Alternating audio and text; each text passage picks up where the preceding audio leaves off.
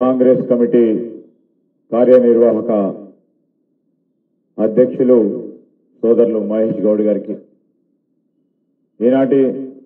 తెలంగాణ రాష్ట్రానికి సంబంధించిన కేంద్ర మేనిఫెస్టోలో భాగంగా ప్రత్యేక హామీలకు సంబంధించి ఈ మేనిఫెస్టో రిలీజ్ చేయడానికి వచ్చేసిన మన ముఖ్య అతిథి మన తెలంగాణ రాష్ట్ర కాంగ్రెస్ పార్టీ ఇన్ఛార్జ్ పెద్దలు దీపాదాస్ మున్షి గారికి, అదేవిధంగా ఏఐసిసి సెక్రటరీ సోదరులు రోహిత్ చౌదరి గారికి,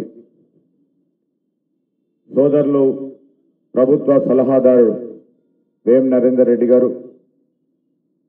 మన సికింద్రాబాద్ పార్లమెంట్ నియోజకవర్గ అభ్యర్థి మాజీ మంత్రివర్యులు దానం నాగేందర్ గారికి, మరి పెద్దలు మాజీ పార్లమెంట్ సభ్యులు అంజన్ కుమార్ యాదవ్ గారు,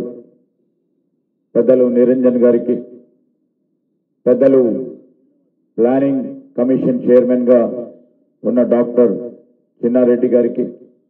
పెద్దలు కోదండరెడ్డి గారికి, అదేవిధంగా సీనియర్ నాయకులు మాజీ ఎంపీ మొహమ్మద్ అజరుద్దీన్ గారికి, సోదరులు ఫిరోజ్ ఖాన్ గారికి, వినోద్ రెడ్డి గారికి, నాతో పాటు భాగస్వాములై నిలిచి ఆనాడు రాష్ట్రానికి సంబంధించిన ఎన్నికలు జరుగుతూ ఉన్న సందర్భంలో మరి పెద్దలు మల్లికార్జున్ ఖర్గే గారు, సోనియా గాంధీ గారు, రాహుల్ గాంధీ గారు రాష్ట్ర ఎన్నికల మేనిఫెస్టో కమిటీకి సంబంధించి 2023 ప్రదేశ్ కాంగ్రెస్ కమిటీ ఎన్నికల మేనిఫెస్టో కమిటీ చైర్మన్ గా ఆ రోజు నన్ను హైకమాండ్ కు సంబంధించిన పెద్దలు దీపాదాస్ మున్షి గారితో పాటు అదేవిధంగా ఆనాడు ఉన్న ఏఐసిసి ఇన్ఛార్జ్ పెద్దలు నన్ను కానీ అనేక మంది మేనిఫెస్టో కమిటీకి సంబంధించిన పెద్దలు ఈ రోజు కూడా మరొకసారి భాగస్వాములై పెద్దలు శ్యామ్ మోహన్ లాంటి మరి మా ఇంటెలెక్చువల్ సెల్ చైర్మన్ గా ఉన్నవారు పెద్దలు కమలాకర్ రావు గారు, మరి ambassador doctor BM Vinod Kumar గారు, మొహమ్మద్ రియాజ్ గారు, జనక్ ప్రసాద్ గారు, మరి లింగం యాదవ్ గారు, మా సోదరులు హరిప్రసాద్ గారితో పాటు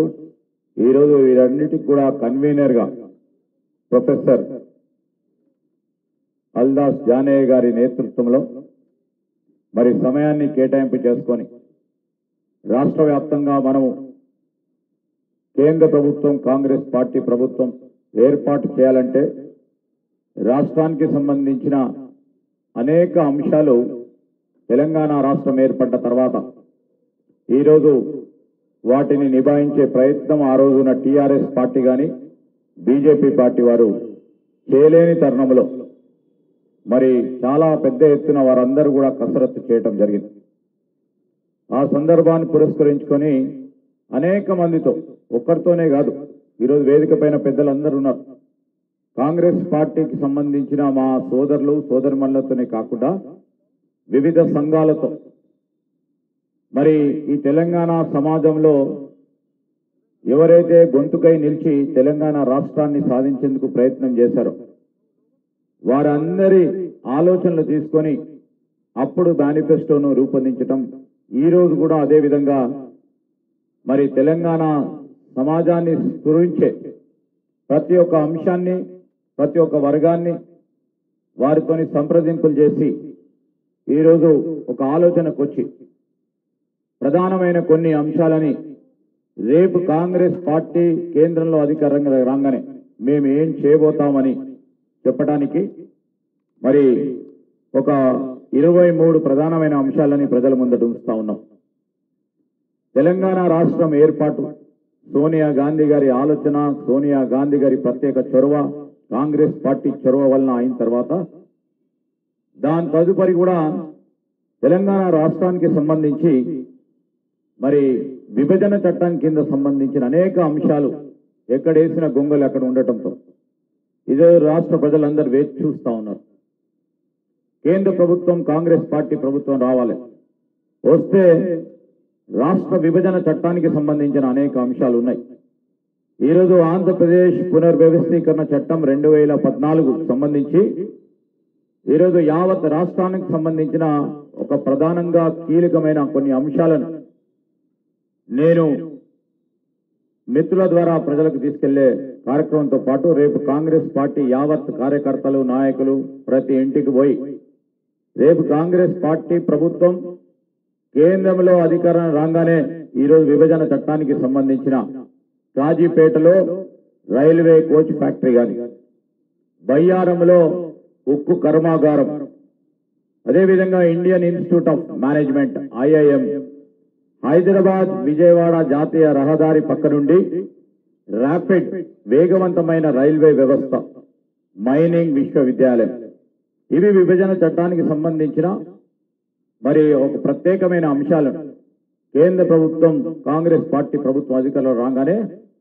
వీటన్నిటినీ యుద్ధ ప్రతిపాదిక మీద తీసుకొని అమలు చేసే కార్యాచరణ తీసుకుంటామని తెలియజేయడానికి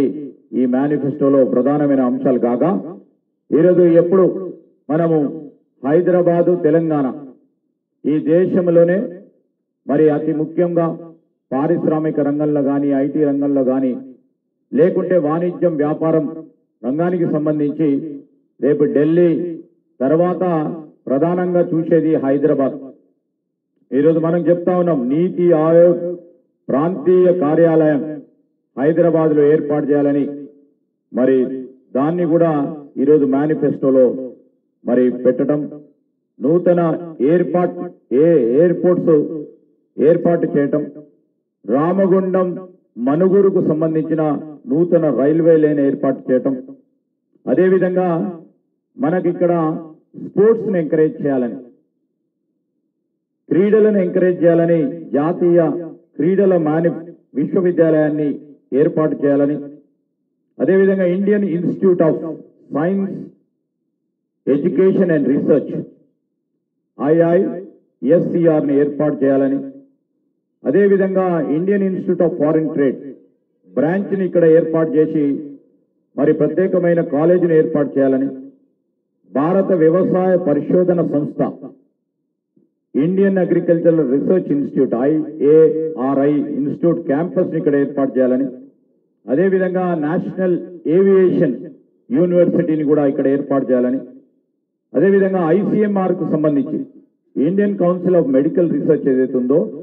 అధునాతనమైన వైద్య పరిశోధనల కోసం Indian council of medical research పరిధిలో ఉన్న కేంద్ర వైద్య పరిశోధన సంస్థ ఏర్పాటు చేయాలని, దేశంలోనే ఒకటే ఉంది మరొక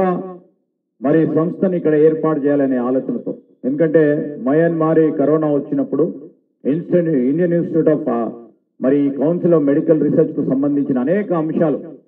విషయంలో మనది కూడా ఈరోజు మనము ఫార్మా క్యాపిటల్ గా ఉన్న తరంలో ICMR కూడా ఇక్కడే ఉండాలని ఆలోచన చేసి మరి కేంద్ర ప్రభుత్వం మనది రాగానే దీన్ని ఏర్పాటు చేసే క్రమంలో, దాంతో పాటు ఈరోజు international cultural and entertainment hub అంతర్జాతీయ ప్రమాణాలతో కూడిన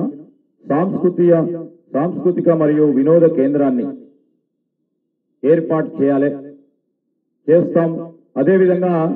అనేక సంవత్సరాలుగా 10 సంవత్సరాల నుంచి మనం డిమాండ్ చేస్తా ఉన్నాం. తెలంగాణ రాష్ట్రానికి సంబంధించిన ఒక పెద్ద మరి జాతర, అతిపెద్ద జాతరకు సంబంధించి మేడారం జాతర, సమ్మక్క సారలమ్మ జాతరకి జాతీయ హోదా ఇయ్యటం జరుగుతుందని, ఈరోజు ఈ రాష్ట్రంలో డ్రై పోర్ట్స్ లేవు, మనదంతా కూడా ల్యాండ్ లాక్, అంటే మనకు పూర్తి స్థాయిలో మరి పెద్ద ఎత్తున ఒక పోర్టును ఏర్పాటు చేసే క్రమం చేస్తే వాణిజ్యం వ్యాపారం ముందుకెళ్లే కార్యక్రమంతో పాటు హైదరాబాద్ లోనే సుప్రీం కోర్టు బెంచ్ ను ఏర్పాటు చేయడానికి తగు విధమైన ఒక కమిషన్ ఏర్పాటు చేసుకొని ముందుకు పోవాలతో పాటు ఈరోజు హైదరాబాద్ మహానగరానికి కాంగ్రెస్ పార్టీ ప్రభుత్వంలో 2009 నుంచి 14లో ఆ రోజు మన్మోహన్ సింగ్ గారు, సోనియా గాంధీ గారు ఇచ్చిన ITIR ప్రాజెక్ట్ ని పునఃప్రారంభం చేస్తామని, మరి భద్రాచల దేవాలయ అభివృద్ధికి అడ్డుగా ఉన్న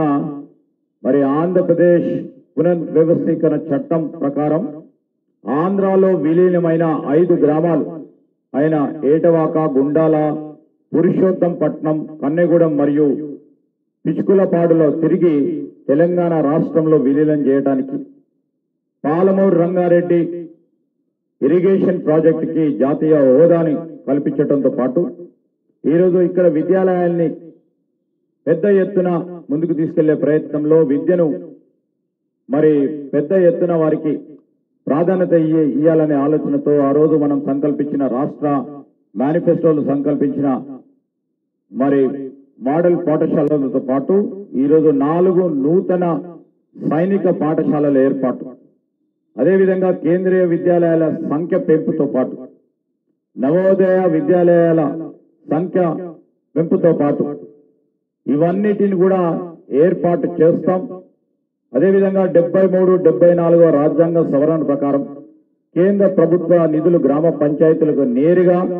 అదేవిధంగా స్థానిక సంస్థలకు నేరుగా వచ్చే విధంగా బదిలీలు చేయటం, మరి ప్రతి ఇంటికి సౌర శక్తితో కూడిన సొంత విద్యుత్ ఉత్పాదక వ్యవస్థ ఏర్పాటు చేయటం. ఈరోజు ఇవన్నిటికి సంబంధించి ప్రధానమైన 23 మరి తెలంగాణ రాష్ట్రానికి సంబంధించి మరి ముఖ్యమంత్రి రేవంత్ రెడ్డి గారు, ఉప ముఖ్యమంత్రి బట్టి విక్రమార్క గారితో పాటు అనేక సందర్భాల్లో చర్చించి కేంద్రంలో మన కాంగ్రెస్ పార్టీకి సంబంధించిన మల్లికార్జున్ ఖర్గే గారు, రాహుల్ గాంధీ గారు, కేసీ వేణుగోపాల్ గారు, మరి కేంద్ర మేనిఫెస్టో కమిటీ చైర్మన్ కు సంబంధించిన పెద్దలు చిదంబరం గారితో కూడా చర్చించి ఇవి ప్రధానమైన అంశాలు.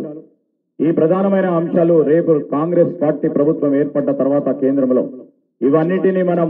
ఏర్పాటు చేసుకోవాలని వారి అనుమతితో ఈరోజు ఈ మేనిఫెస్టోలో 5 న్యాయాలు, 5 న్యాయ 25 గ్యారంటీతో పాటు తెలంగాణకు ఈ ప్రత్యేక హామీలు ఈ మేనిఫెస్టో ప్రకారం ప్రజలందరికీ కావాలని రాబోయే ఈ 9 రోజుల కాలం పాటు ప్రతి ఒక్క కాంగ్రెస్ పార్టీ కార్యకర్త, నాయకుడు మరి ప్రతి ఇంటికి వెళ్లి రేపు కాంగ్రెస్ పార్టీ ప్రభుత్వం ఏర్పడ్డ తర్వాత ఈ హామీలు ఏ విధంగానైతే రాష్ట్ర ప్రభుత్వానికి సంబంధించి మరి పిసిసి అధ్యక్షులు ముఖ్యమంత్రిగా ఉన్న రేవంత్ రెడ్డి గారి ఆధ్వర్యంలో మరి కాంగ్రెస్ పార్టీ ప్రభుత్వం ఏ విధంగానైతే 6 గ్యారెంటీలు అమలు చేస్తూ కేవలం 3 నెలల కాల వ్యవధిలో ఆర్థిక వ్యవస్థను చిన్న భిన్నం చేసిన ఆనాటి టిఆర్ఎస్ పార్టీ ప్రభుత్వ పరిపాలన సంబంధించి ఆర్థిక వ్యవస్థను గాడిలో పెట్టి ఎప్పుడూ లేని విధంగా 4 గ్యారెంటీలను ప్రజల వద్దకు తీసుకెళ్లి ఈరోజు వారి మన్నలను పొంది మరి 15 పార్లమెంటు సీట్లు తీసుకురావడానికి ప్రయత్న భాగంలో ఆర్నిశలు కృషి చేస్తా ఉన్న తరుణంలో మరొక మారు ఈరోజు 5 గ్యారెంటీ 5 న్యాయ 25 గ్యారెంటీలో భాగంగా ఆ రోజు మల్లికార్జున్ ఖర్గే గారు, రాహుల్ గాంధీ గారు వచ్చి మరి కేంద్ర మేనిఫెస్టో రిలీజ్ లో భాగంగా సమన్యాయం, రైతు న్యాయం, కార్మిక న్యాయం, యువ న్యాయం, మహిళా న్యాయానికి సంబంధించిన ఈ 5 న్యాయ 25 గ్యారెంటీతో పాటు మేము కాంగ్రెస్ పార్టీ పక్షాన ఈరోజు పిసిసి అధ్యక్షులు మరి రేవంత్ రెడ్డి గారు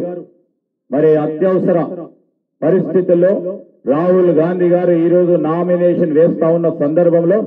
వారు అక్కడికి పోవాల్సి వచ్చిన తరుణంలో వారు ఈరోజు రాలేకపోయినారు. మరి వారు పెద్దలు దీపాదాస్ మున్షి గారు, రోహిత్ చౌదరి గారు రిలీజ్ చేయాల్సిన అంశం విషయంలో మరి పెద్దలు దీపాదాస్ మున్షి గారి చేతుల మీదుగా ఈరోజు మనం ఈ మేనిఫెస్టోను ప్రత్యేకంగా రిలీజ్ చేస్తా ఉన్న సందర్భంలో I thank madam Deepa Das Munshiji for giving us time to release this manifesto. With this, అందరికీ వేదికపై కూర్చున్న మా కాంగ్రెస్ పార్టీ నాయకత్వానికి, మిత్రులకి, సహకరించిన ప్రతి ఒక్కరికి, పాత్రికేయ మిత్రులందరికీ కూడా హృదయపూర్వకంగా కృతజ్ఞతలు తెలియజేస్తూ సెలవు తీసుకుంటా ఉన్నాను. ధన్యవాదాలు మంత్రి గారు. శ్రీధర్ బాబు గారు